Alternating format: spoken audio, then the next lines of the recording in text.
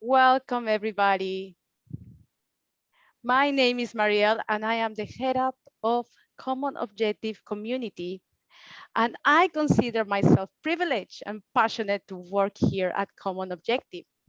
I'm happy to say that I found my purpose and passion, which is being part of a dedicated team, taking care of each of you who are part of this amazing community, leading and working towards a sustainable future.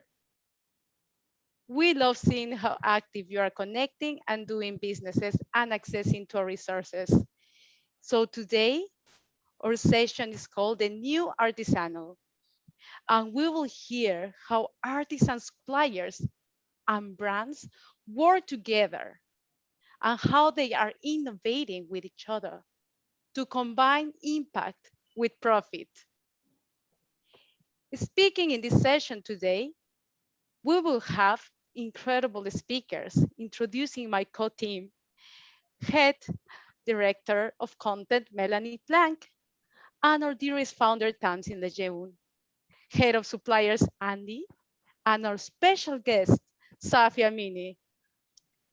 The agenda of today includes an overview of about trends run by Melanie, and our aspiring founder will be talking and gathering all about the community committed to a common objective. She will run a Q&A session with leading social entrepreneur and founder Safia Minney, talking about the success with artisans. Artisans are the heart of sustainability. They are the source of knowledge, wisdom passing through textiles, and ancestral heritage. This is the way of them of communicating with the world through the culture, expertise, and mission. And for this today, Andy will be introducing the suppliers, showcasing in this session. We will split then to breakout sessions, interact with each other, have your questions answered. Then finally, we will be wrapping up on the main session after finishing up the breakouts. Make the most of Expo. Say who you are right now. Connect with us. Put your questions in the chat. Don't feel shy. Turn on your camera and take action. You can see us as kind of the fashion industry LinkedIn profile. We have also launched our latest feature messaging, where you can get the full interaction of Co and get people connected with your business profile. You can bookmark them, you can connect with them, you can build businesses together. The good news is that you can save the chat today. And if everybody has questions about it, we can help you on how to do it. And now I will be introducing for trends to Melanie. Thank you, Marielle. Thank you very much. Okay, so I'm delighted to be delivering trends for the new artisanal session today. I have to say it's a subject that's particularly close to my heart after living in Cambodia and working as a designer there with a number of artisan groups. It's something that I feel very passionate about. So I'm delighted to be with you to deliver this session. So starting off, I wanted to draw from a quote from L'Officiel magazine, which I think is very interesting. So during the pandemic, domestic arts influenced looks made a comeback, but not just in high fashion, but in pop culture too. And I guess it's not really surprising in many ways that textile crafts have become a key fashion direction during the pandemic, when you think that 30% of Gen Z took up an entirely new hobby during the pandemic, and more than any other generation, according to Global Web Index, with many turning to textile crafts. And these textile crafts looks also evoke a feeling of homeliness and security and connection. And connection is something that I guess we've all been longing for after all these months of being separated from friends and family. So I think, it's a real time to celebrate artisan crafts. And I think, it's really having a moment, which is fantastic. And you may have seen this photo of UK pop singer Harry Styles there on the right of the slide, wearing a patchwork knitted cardigan. I don't know if you know, but the cardigan is by British designer J.W. Anderson. But maybe you don't know, it actually sparked a TikTok trend. And as a result of that trend, it became such a phenomenon that the Victoria and Albert Museum in London has actually acquired the cardigan for for their collection, such as its kind of cultural significance as a kind of key conduit for kind of craft during this pandemic. And fans such as TikTok influencer Liv Huffman, who's there on the left, who has over 730,000 followers, started knitting their own version of the cardigan during the lockdowns and shared their creations on TikTok. And Anderson was so touched by the trend that he released the pattern of the cardigan together with a tutorial video of how to make the cardigan on his website, which is still available, may I add, if you fancy giving it a go. And moving on to the next slide, thank you. I'm happy to say that this interesting craft is really translating into orders for global artisans. So according to US nonprofit Nest that supports the growth of artisans worldwide, they yielded more than $450,000 in revenue for their artisan partners since the beginning of the pandemic. So there is a real kind of sense of celebration around craft at the moment, which is fantastic. So with that, I'm going to pass you back to Tamsin for the Q&A with Safia. Thank you so much, Melanie. It's wonderful to have you, our Director of Content, back giving us the lowdown on what's happening. So this session means a lot to me because artisans and connections between artisans and entrepreneurs and businesses are at the heart of our origin story with Common Objective. And I founded the Ethical Fashion Forum back in 2006, and one of the first people I spoke to was Safia Minney, and she was somebody who inspired me to create a platform which would support businesses. So just before we go into the conversation with Safia, a couple of things that you might want to know about Common Objective. Anybody who isn't a member already, please do join. By joining, you can join in a couple of minutes. I know most of you are members already, but by joining in a couple of minutes, you'll be able to connect with anybody who's in this session. So you'll see there's a lot of people coming in the chat. And every time we present a supplier in the session following this, we'll post their link and you can connect with them on Co. You can also create a business profile for your business. And that gives you the opportunity to be eligible for an award on Co. Many of the businesses we're representing today are award winners. Gaining an award gives your business a boost. At Co, our kind of core mission is to turn sustainability from a cost to an opportunity. And that means that if you create a business profile on Co, the more sustainability information you enter, the higher your search ranking and the more views you will gain and the better you'll do. So you'll hear a bit more about the awards later, but now I'd like to introduce Safia. And as I said, inspired me in the early days. I began my journey with a fair trade fashion label, and Safia was one of the first people I spoke to, and she was very generous with her time and ideas. Safia, if you'd like to unmute your microphone, I'd love to hear a little bit about why you think working with fair trade artisans is important and why it's an opportunity for brands and for the fashion industry as a whole. Great. Well, thank you so much, Tamsin. And, I think we both share an incredible passion for crafts, but also for artisans. And, it's been more and more exciting and more interesting to look at crafts as we move into the recognition of the seriousness of the climate and ecological and social crisis.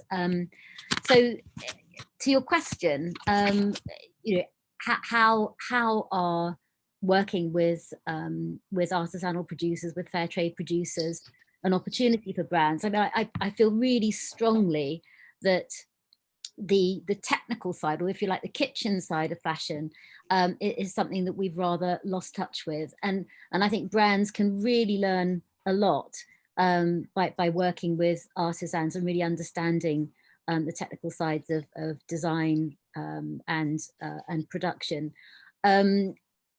Obviously, we're talking about fair trade artisanal groups that if they're following the fair trade WFTA fair trade principles, have put the members of those organisations first and foremost. So they are carrying out, and there is a guarantee of their applying fair wages, gender equality, ensuring that there's no child labour in the process. There are high environmental standards, and recently also a climate standard. So I think there is that comfort that you're building a relationship with a supplier that is putting the social side as well as the environmental side central to what they do, which is important.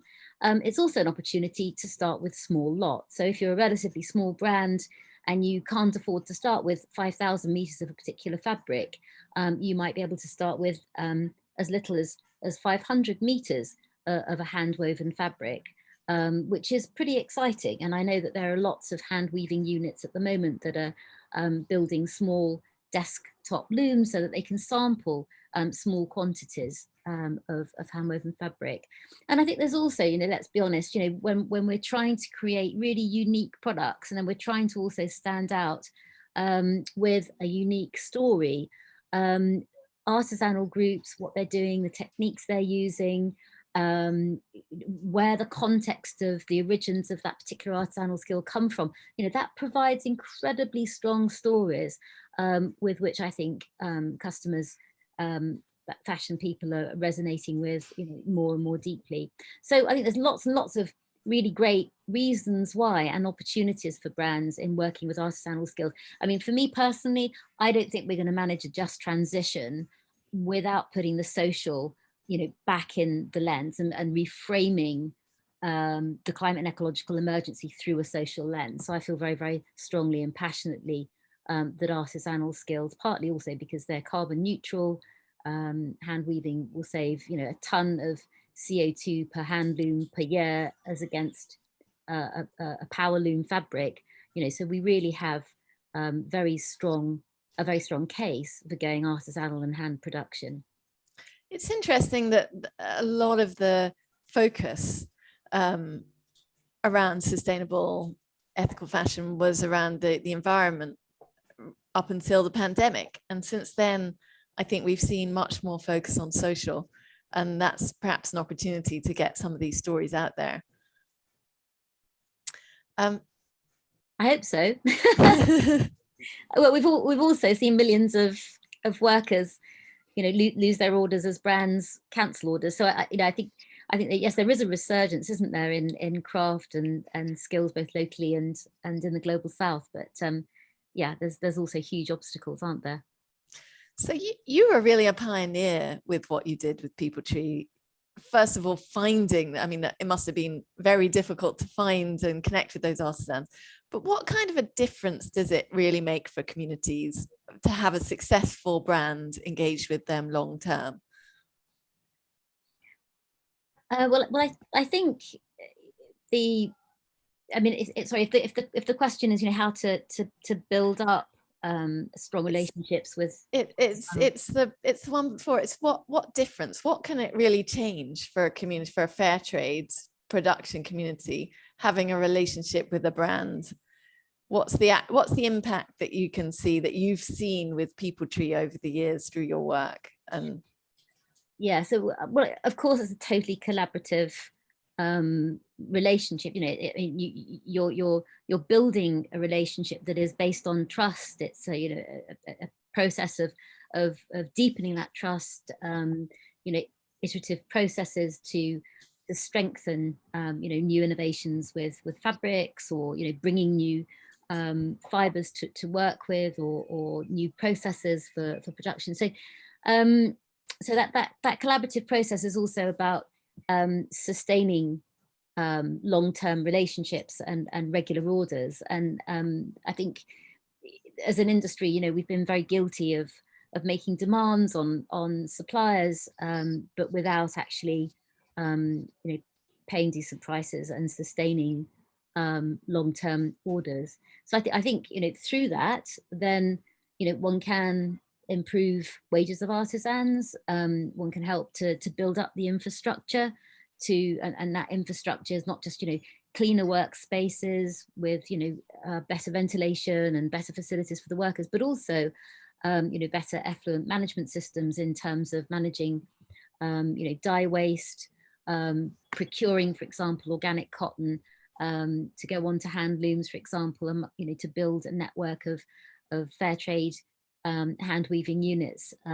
So Monju, who's here on this call today at Artisan Huts, has been very much a driver of that process.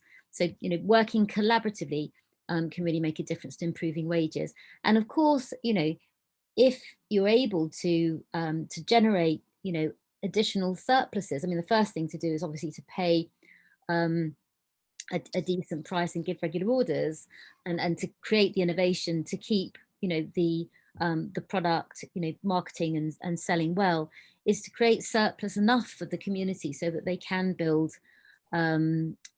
initiatives around education or health support to women, literacy, etc., etc. So I mean, let's be really straightforward about this.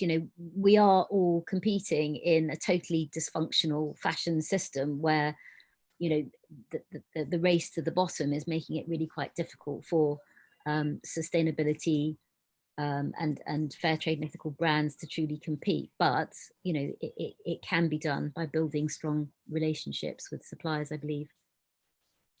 How did you build up and grow your artisanal supplier base with People Tree over the years? Well, I mean, I started as a trade craft rep that they used to sell clothing and food products and stuff, and I was probably their biggest rep in Japan, which is where I was living at the time, and I was very well. I don't have a fashion design background, but I've always worked in the visual arts and in the creative industries, I suppose. So we realized that we needed to develop new products and we needed more provenance than we were able to get. So it was really through research and trying to understand, where the nascent artisanal businesses were in India and Bangladesh and Zimbabwe, looking at, for example, organic cotton at the time, and then going to World Fair Trade Organization. And once we'd started product development and a lot of design work, we were probably the first brand to really do a lot of product development work with fair trade suppliers. We then had a lot of suppliers writing to us and asking to work with them.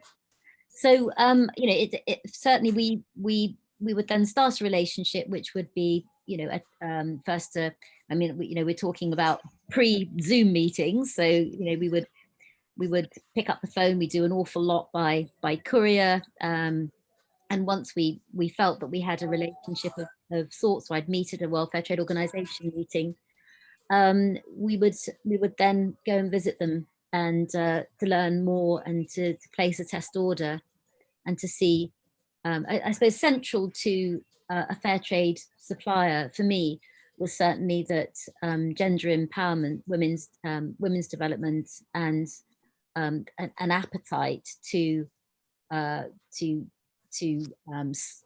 produce in a much more environmentally benign way, to work with organic cotton, natural dyes, etc., was certainly a focus to deciding on whether we would work with a fair trade group or not. I mean, I was the person that lobbied to get environment into the fair trade standard. So I'm talking about something that predates when environment was considered something that sat together with social issues. So yeah, it's back in the day. And anything you would do differently, or things you would do more of if you went back to that day? I mean, I think it is today. Is 30 years on from when I started People Tree, so it is quite different as an environment. I think certainly building long-term relationships with suppliers and creating decent volumes of orders is really, really important. And as People Tree, when I was there as global CEO, 95% of what we were importing was coming in by sea freight, and sea freight is really, really important. We don't really want to be bringing a lot in by air freight if we can help it.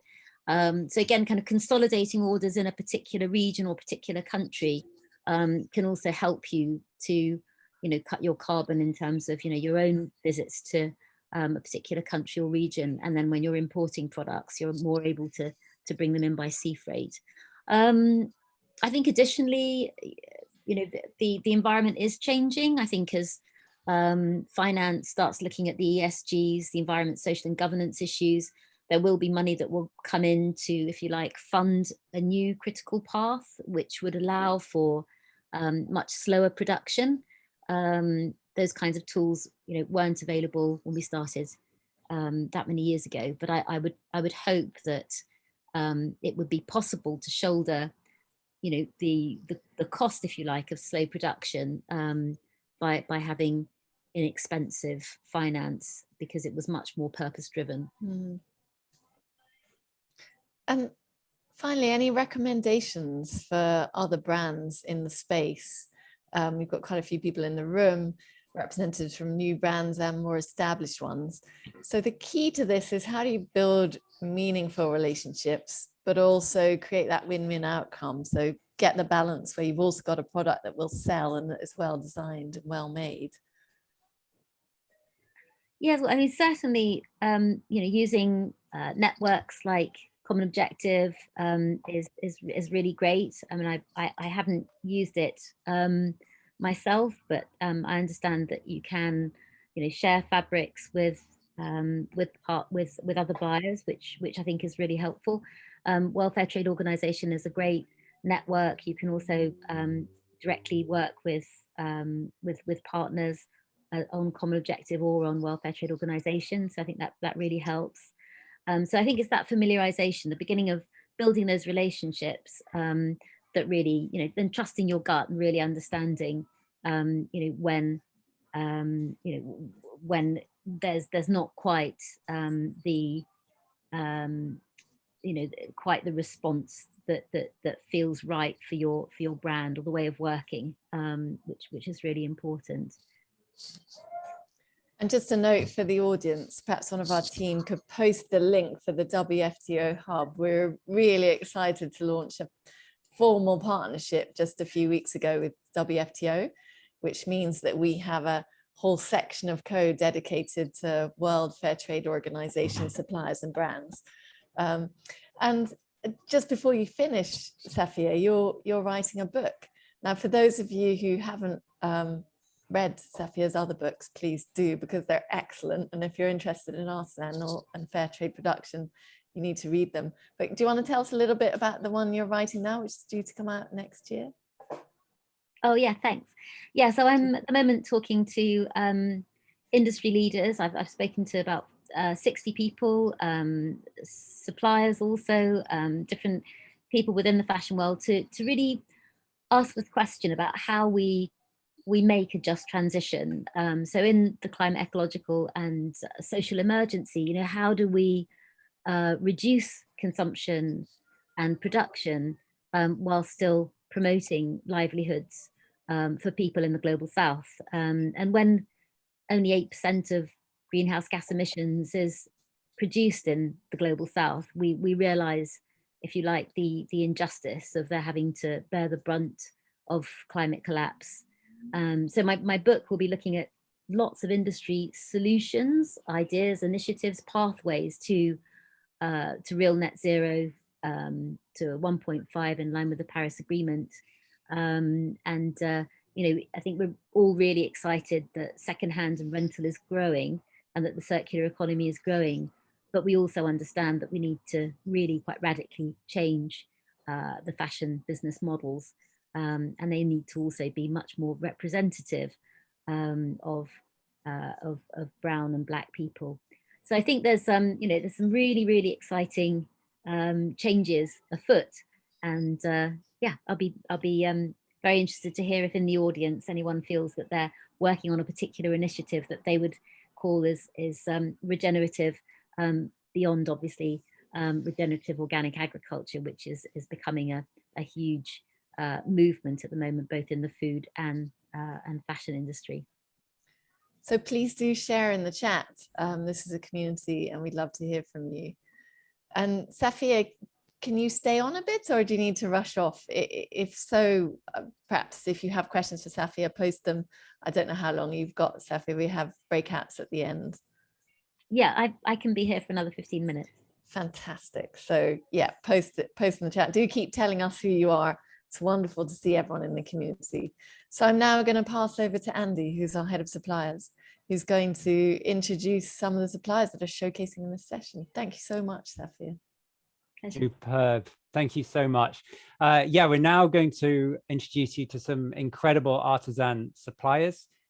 We've got a number here, and we're going to look at some slides, one for each. And these slides, the same as all the other sessions we've had so far this week, they are inspired by, they're taken from the business profiles of these suppliers. So to find out more information about them, you can click on the links which will appear in the chat to go to their business profiles.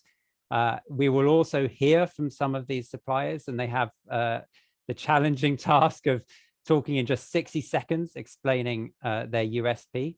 And then after that, we're going to have breakout sessions, and that's where you can ask them questions, and we can have a slightly slower paced, more in-depth discussion amongst ourselves.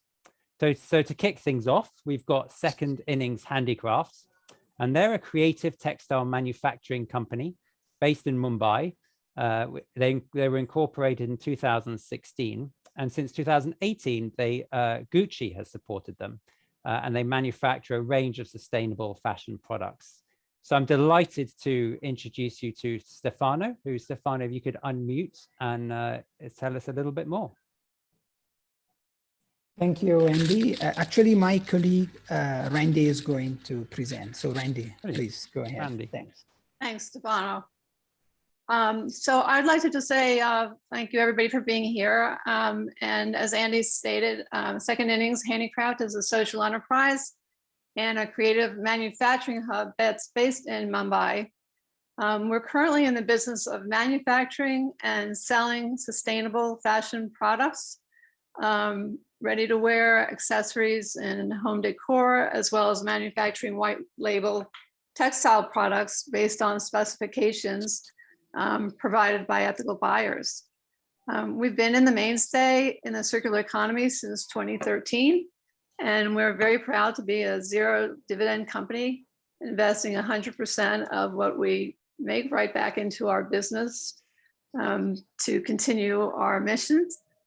And Second Innings Handicrafts also is very proud to have our flagship brand that called I Was a Sari, that upcycles pre-loved saris made by female artisans that have been uplifted from marginalized communities in Mumbai.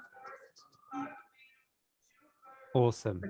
I hope I got that in 60 seconds, Andy. You nailed it, Randy. You actually nailed it. Dead on 60 seconds as far as I could tell by my clock. Thank you so much. So next up, we got Artisan Hut, whom Safia mentioned a few moments ago. They were founded in February 2002 by Manju, who believes that fair, ethical trade can play a vital role in reducing poverty levels in Bangladesh. They are WFDO certified as well as GOTS. So over to you, Manju.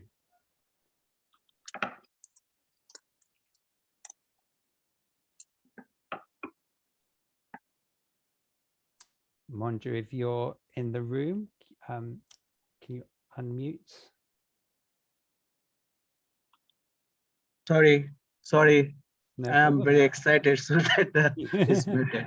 So I would like to salute first to Safia, because she is a great master to develop the artisans. And as I knew that she had a lot of experience on how to build up the artisans. So Artisan Hut is one of his creation. I would say we learn a lot from them. So in Bangladesh has a lot of huge exporters servicing in the world fashion market. And in that place, a SME like Artisan Hut is very big challenges to build up a fair trade business, maintaining ethical process as well as make a sustainable company. So that it was huge challenge, but now Artisan Heart is in 19 years and in this field, and developed a high quality women's wear and home textile using organic cotton, mainly using organic cotton yarns and other sustainable fiber like recycle materials and the tencel also. So that we are providing our people the living wages, maintaining fair trade compliance, using goat certified organic cotton yarn and dyeing, goat certified dyeing also. Artisan Heart is committed for saving art, environment and people. Artisan Heart fabrics is carbon saving production. A handloom is saving 1 ton carbon in a year. Now we need to marketing support to achieve the various certificate to prove customers that SME also can contribute to highly sustainable action. So only not bigger people, bigger master player are contributing for the sustainable. We small are also contributing to this event. So we have 4. Monju, I'm going to have to interrupt. I'm very sorry, but we are really keen on hearing more. Really keen on hearing more. So you will have a breakout session in just a few moments, and anyone who would like to hear more, I certainly want to, about all these businesses, can go into that breakout room. So next up, we have Mojo Panda. And Mojo Panda is a sustainable fashion company that offers high quality woolen products made from sheep and goat wool. They began in 2015 with the idea of creating a business model for tribesmen and women engaged in the oldest vocation of sheep rearing. So we are looking forward to hearing more in from Sushanto. 60 seconds, please. Thank you very much. Thank you, Andy. Thank you very much. And welcome, everybody. Good evening. Mojo Panda started 2015. We basically are manufacturers of wool and silk. Our wool comes from 250,000 sheep we have in the mountains, in the Himalayas, pristine Himalayas, and 2,000 women who do eri silk rearing in Assam. From fiber, we have developed the processes which are totally God certified. We do also blends with bamboo, banana, pineapple, and we have now graduated to products like hand-knit sweaters, machine-knit sweaters, and many products, which you will get to see in the breakout session if we have the time. Thank you. Brilliant. Thank you so much. Okay, moving on to the next slide, we have Roshak Hand-Knit Craft. Their mission is to make quality hand-knitted and crocheted products, accelerating the world towards sustainable ecosystems. Their team of experienced local women knitters make beautiful hand-knitted products, and they work with more than 100 home-based women hand knitters. And so we now get to hear more from Roshak. Thank you so much.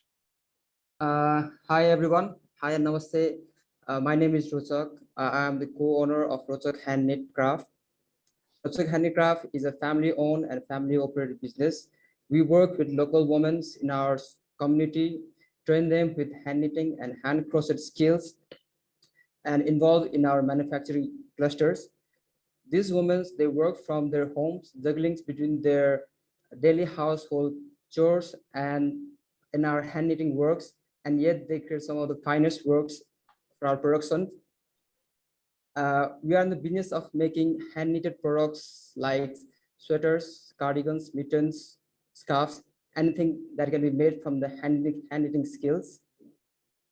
We love working with brands and see the designs coming true to life, and also we are immensely satisfied to see our knitters getting the living wage. So if you share the same interest, please join us, please connect us we are common objectives. Thank you. Awesome, brilliant. Thank you so much. A reminder for everyone that all of these business profiles, the links to them are appearing in the chat. So to connect with them, you can click on that and then click connect. So next up, we have Marasim. And Marasim discovers unique artisans uncovering rare, rich textile making, embellishing and farming practices that were previously thought long lost to time. They borrow inspiration from the past, get creative and build a new design with designers to make a unique work. So we're going to hear now from the team at Marasim. Hello, everyone. This is Nidhi. I'm the founder of Marasim. I am very passionate about crafts and cultures, and that is what Marasim does. We preserve crafts and cultures as a combination of great design work and large-scale leadership of small-scale craft operations. We have a very strong creative team and research team. Our research team goes into the hinterlands of India and pick small generational craft families. For example, India has 128 weaving techniques. So our work is a lot academic as well in documenting crafts. And then Melinda. Yeah, aside from the artisan standpoint, we're also committed to sustainability. We work with a lot of indigenous cotton seeds, banana leaf, raw materials, regional silks, and non-commercial silk cocoons. So we're really committed to supporting not only the people in the community, but also enacting sustainable materials throughout the entire process. Awesome. Thank you so much, everyone. I'm going to run through a few more brilliant artisan suppliers now. They are being featured in other sessions this week, either previous ones or ones coming up. So they have spoken in those, and I just wanted to highlight them here as well, because they're very relevant for this topic that we've got now. So we've got Annapurna Artisan Alliance, who are in Calcutta, India, and they bring sustainability and modernism to artisanal textiles, connecting East India's artisans and crafts to consumers globally. And they work with more than 300 weavers in rural Bengal, using at least 20 indigenous weaves and techniques of East India. 5P Venture, also in India, started in 2011 with handloom fabric manufacturing to advocate ethical manufacturing of sustainable fashion and to promote the Indian textile heritage. 5P is vertically integrated and offer both handwoven and machine woven fabrics and garments. Next up, Mahira Shaw, who offer full service manufacturing and hand block printed organic cottons, all in-house in Jaipur in India. And their mission is to be a force for good at every step, from raw materials, artisan relationships, good design, and sustainable environmental practices. And amongst some others here, they are WFTO members, which Safia mentioned earlier on too. Motif Handmade, their on a mission is to ensure the vast artisanal wealth of Bangladesh is part of the world's solution to sustainability. They offer ethically handmade fabrics made by their network of experienced artisan partners using only natural and recycled raw materials. Their fabrics are used in women's wear, men's wear, children's wear, as well as accessories. And finally, before we have a chance to go into breakout rooms, I want to tell you about Sasha Association for Craft Producers. They're also a guaranteed member of the World Fair Trade Organization, and so they appear in the WFTO hub, ONCO. They're engaged with over 5,000 artisans, over 100 craft enterprises, and 16 craft lines across the country. Sasha promotes beautiful products that make a direct difference to disadvantaged people and communities. So hand over back now to Tamsin and to Ellie, who are going to explain about the breakout rooms. Thank you, Andy. Yeah, so now's the opportunity for you to connect and learn a little bit more about some of these businesses. We've organized the breakout rooms into 2 sessions.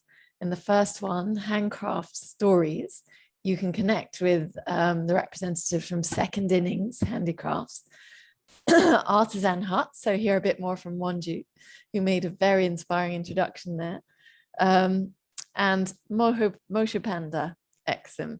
And then in textile innovation, the second breakout room, you can learn more from Roshak Hand Knit or Marisim.